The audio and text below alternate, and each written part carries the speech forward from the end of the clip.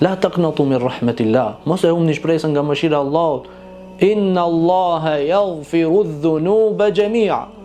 Allahu Azza wa Jall i shlyen të gjitha gjunahet, pa marrë parasysh se çfarë gjunahi ka qenë.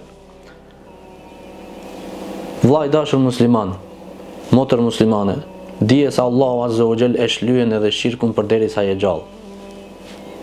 Allahu ta fal edhe shirkun edhe kufrin përderisa je gjallë.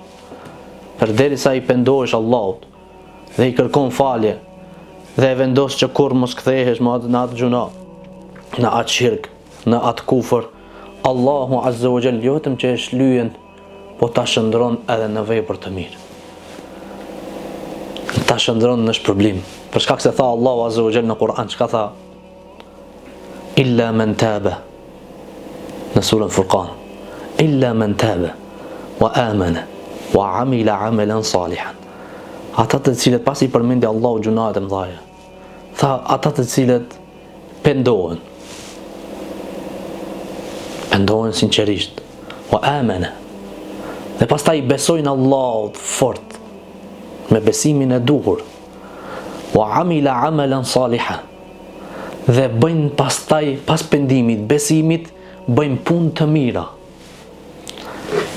Prej shkaqeve të lumturisë dhe zgjerimit të gjoksit është besimi dhe veprat e mira.